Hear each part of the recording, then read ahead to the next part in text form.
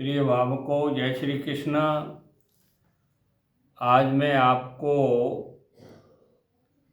कोई आदमी अगर आपसे कुछ पूछने आता है, आप अगर पंचांग देखते हैं या कर्मकांड कराते हैं, तो कोई आदमी प्रश्न पूछने आता है तो उसका जवाब कैसे देना है, उसका काम पूरा होगा कि नहीं होगा, ये मैं जो विधि बता रहा हूँ ये सब इसको कर सकते हैं। जैसे कोई आदमी आपको पूछने आता है कि मेरा वो मुकदमा चल रहा है या मेरी उम्र कैसी है, तो इसके बारे में आप ये जानकारी दे सकते हैं।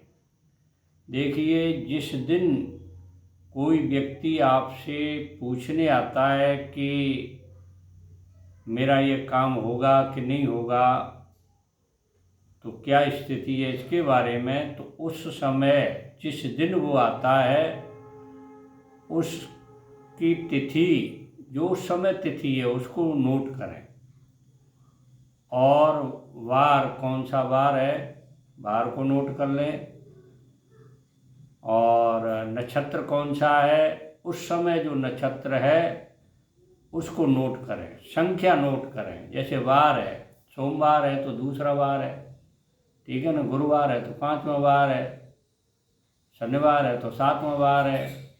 यूँ वार की संख्या नोट करनी है, और तिथि उस समय जिसने आदमी ने प्रश्न किया है उस समय की तिथि कौन सी है, देख लेना पंचांग में जो तिथि हो, और तिथि को हमेशा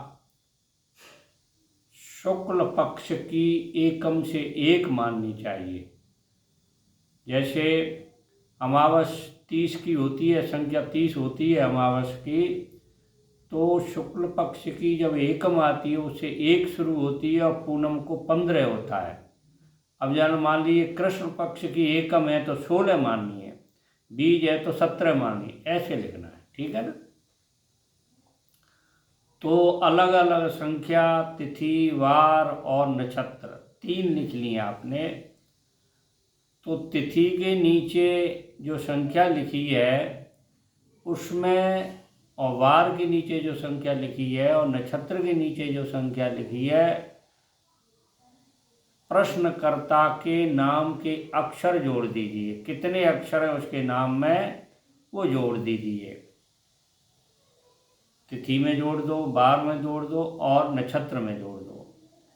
जोड़ने के बाद में तिथि वाले जो संख्या है, 2 जोड़ने पर जो संख्या आई है उसमें 6 का गुणा कर दो, और वार के नीचे 3 का गुणा करने पर जो संख्या आई है उसमें 3 जो संख्या जोड़ी है, नाम अक्षर जो जोड़े हैं उसमें 3 जोड़ दीजिए, और तिथि में जो नाम अक्षर जोड़ के जो संख्या आई है उसमें 4 का गुणा कर दीजिए। यानी तिथि में 2 का गुणा, वार में 3 का गुणा और नक्षत्र में 4 का गुणा करके जो संख्या आई है, तिथि में जो संख्या आई है उसमें 6 का भाग दीजिए,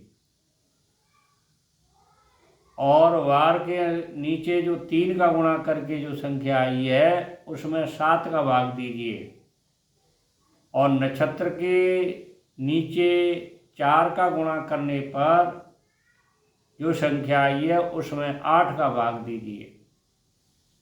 तो इस तरह से पहले स्थान पर अगर 0 आता है, शेष 0 आता है तो हानि होगी। दूसरे स्थान पर कोई शेष संख्या बचती है तो वो अशुभ है, और चौथे स्थान पर अगर 0 आता है तो आदमी की मृत्यु निश्चित है थोड़े समय में। अगर देखिए तीनों स्थानों पर शेष बचे तो विजय होती है, यानी तीनों स्थानों पर भाग देने पर 6, 7 और 8 का भाग देने पर जो शेष बचता है तीनों स्थानों पर तो विजय होती है। और मुकदमे और आयु के बारे में ये प्रश्न करना चाहिए। तो इस तरह से एक विधि और है स्वर के द्वारा। अगर कोई प्रश्नकर्ता आपसे प्रश्न कर रहा है तो आपका चंद्रमा सुर चल रहा है तो उसका काम बनेगा। चंद्रमा कहते हैं बाईं तरफ का जो सुर चलता है उसको चंद्र सुर कहते हैं, और दाहिनी तरफ का जो सुर चलता है उसको सूर्य सुर कहते हैं। और कभी कभी दोनों सुर चलते हैं तो उसको सुषमना कहते हैं। तो कोई प्रश्न करने आया है उस समय आपका बायां सुर चल रहा है तो उसका काम बनेगा जिस काम के लिए आया है। अगर आपका दाहिना सुर चल रहा है तो वो काम में विघ्न आएगा, वो काम नहीं बनेगा। अगर प्रश्नकर्ता का और पंडित का जिसको पूछा है उसके दोनों के समान स्वर चल रहे, बाएं बाएं स्वर चल रहे हों तो काम बनेगा। दाहिने दाहिने स्वर चल रहे हैं तो भी काम बनेगा। विपरीत स्वर चल रहे हैं तो काम नहीं बनेगा। मैंने ये आपको शगुन की यही जानकारी दी है छोटी मोटी।